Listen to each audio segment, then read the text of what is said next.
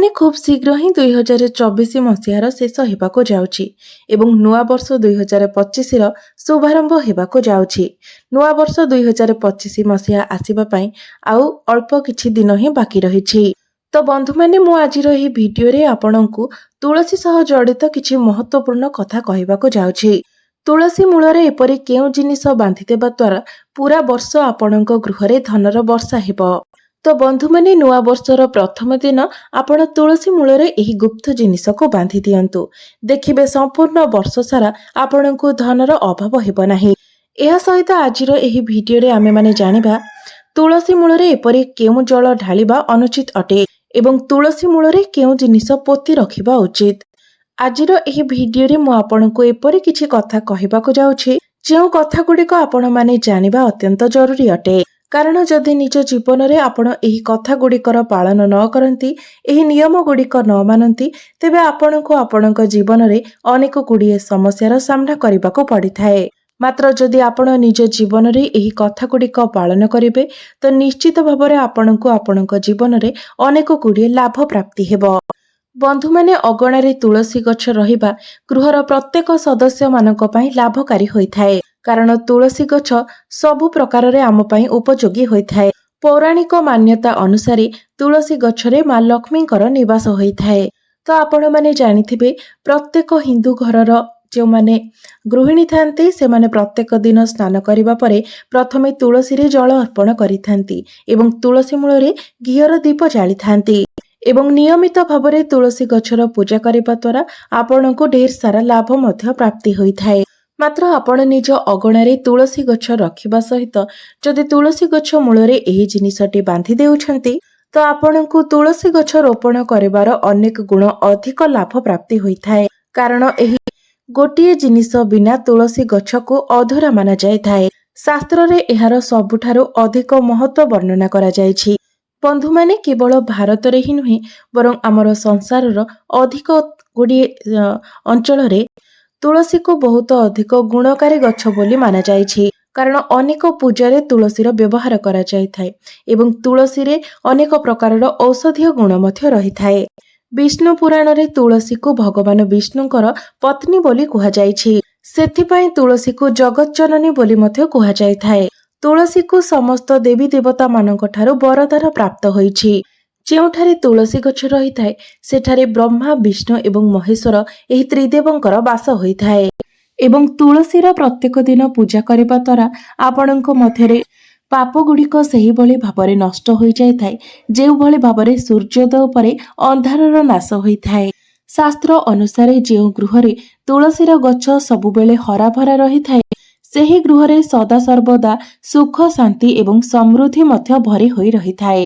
बंधु माने श्री विष्णुकर पूजारे एवं श्री विष्णु को अर्पण करा जाउथिबा भोगरे तुलसीर पत्र सबुठारु अधिक आवश्यक होइथाए।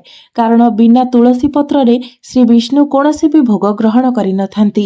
सेथिपई प्रत्येक गृहर अगणारे तुलसी गछ निश्चित भाबरे रहिबा आवश्यक। तो आपणଙ୍କ घरर अगणारे भी जदि तुलसी गछ रहिछि तो नुआ वर्षर प्रथम दिन अर्थात 1 जनवरी 2025 दिन आपणଙ୍କୁ सकाळु ब्रह्म मुहूर्तरु उठी स्नान कार्य समापन करी गोटिए लोटारे जल नै तुलसी गछ निकटको जिबार अछि। तापरे मां तुलसी को आपणଙ୍କୁ जल अर्पण करिबार अछि। एहा सहित गृहर सुख शांति एवं समृद्धि पई नुआ वर्ष दिन आपण मां तुलसी को चुनुरी निश्चित भाबरे अर्पण करंतु।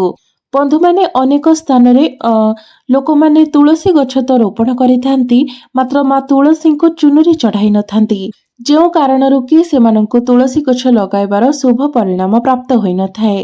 बंधु माने आपण माने समस्ते जानि रखिबा उचित जे चुनुरी बिना तुलसी गछ को अधरा माना जायथाए।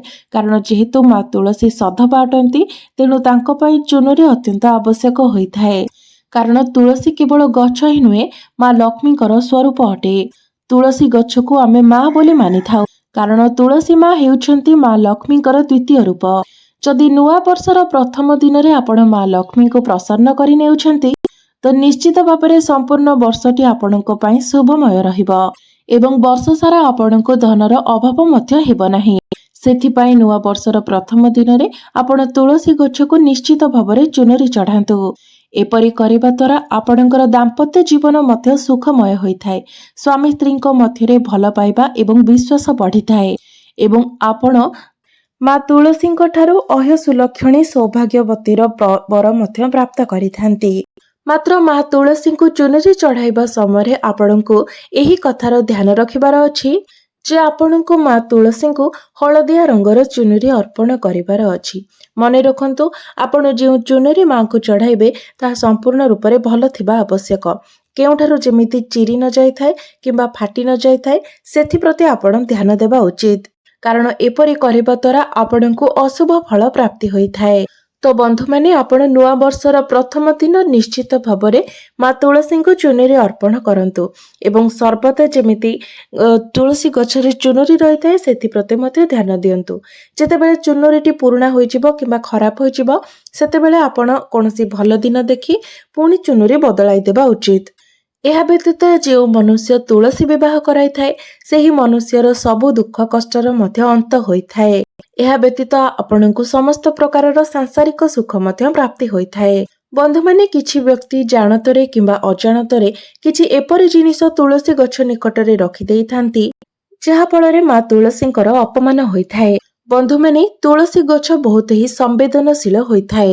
ତୁଳସୀ ଗଛଟି ସବୁ ଗଛମାନଙ୍କ ମଧ୍ୟରେ ସବୁଠାରୁ ଅତି ପବିତ୍ର ଗଛ ହୋଇଥାଏ।